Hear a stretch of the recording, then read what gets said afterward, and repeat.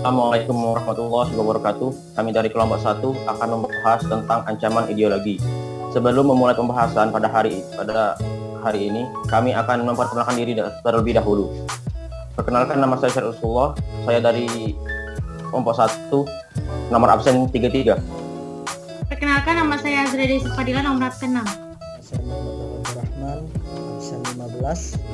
Perkenalkan, nama saya Siti Nadifa, nomor absen 32. Nama saya Muhammad Raza Nugra, nomor absen 19. Perkenalkan, nama saya Gina Ardini, nomor absen 8. Perkenalkan, nama saya Hoiron Abdullah Muksid, nomor absen 10. Saya Zaskia Nandia, nomor absen 39. Sebelum memulai materi pada hari ini, saya akan menjelaskan apa itu ideologi. Ideologi adalah cara berpikir seseorang atau golongan tertentu. Ideologi juga paham teori dan tujuan yang merupakan suatu program sosial politik.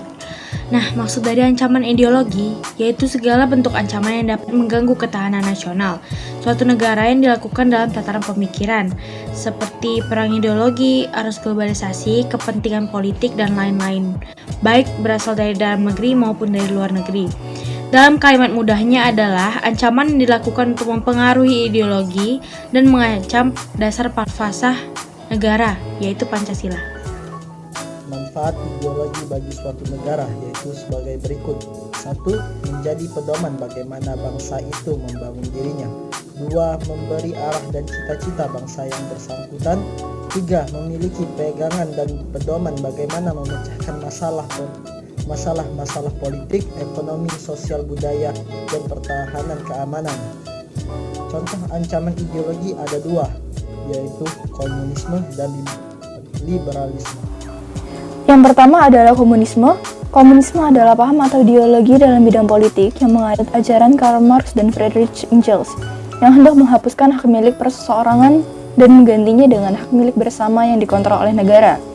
Komunis adalah paham komunisme, sedangkan mengomuniskan adalah membuat jadi komunis atau menjadikan komunis.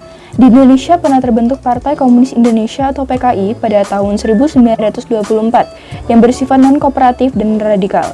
Tokoh-tokoh komunis di Indonesia antara lain Semaun, Darsono, dan Musso.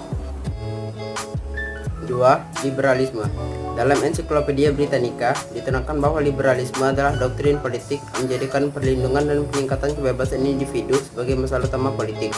Dampaknya, liberalisme yang dibawa oleh globalisasi mempengaruhi pikiran masyarakat Indonesia untuk tertarik pada ideologi tersebut. Paparan liberalisme tersebut apabila tidak diatasi akan menjadi ancaman bagi kepribadian bangsa Indonesia yang sesungguhnya.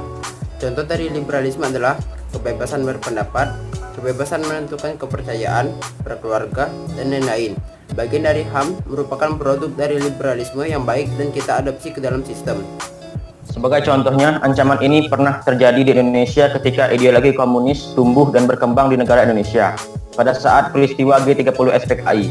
Contoh ancaman ideologi anarkisme adalah filsafat politik yang mengajurkan masyarakat tanpa negara atau sering didefinisikan sebagai lembaga sukarela yang mengatur diri sendiri.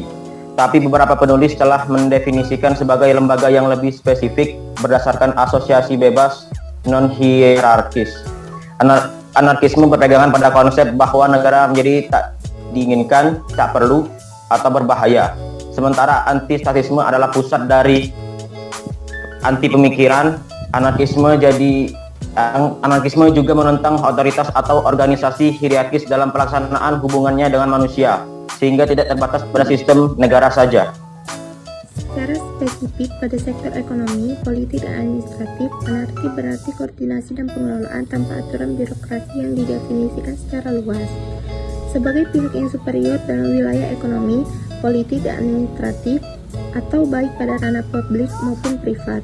Faktor penyebab ancaman di bidang ideologi adalah sebagai berikut. 1. Faktor penyebab internal, salah satunya terletak pada keengganan masyarakat untuk menghayati ideologi mereka. 2. Faktor penyebab eksternal salah satunya terletak pada serbuan budaya dan ideologi asing yang berpengaruh pada perspektif dan gaya hidup masyarakat. Ancaman di bidang ideologi adalah salah satunya ancaman yang serius. Ancaman ini dapat menghilangkan jati diri sebuah bangsa. Bentuk ancaman juga beragam. Salah satunya adalah kehadiran budaya seperti film dan musik asing yang membuat masyarakat merasa budaya mereka sendiri kurang sesuai dengan selera zaman ini. Yang melatar belakanginya dapat berupa agama, etnis, kelompok, atau suku, dan kepentingan rakyat. Contoh lainnya yang berhubungan dengan motif tersebut yaitu muncul dan berkembang di Indonesia adalah kelompok radikal yang menggunakan atribut agama. Kelompok ini berusaha mendirikan negara dengan menggunakan ideologi lain. Kelompok tersebut juga dapat mengancam dan membahayakan hidup bangsa.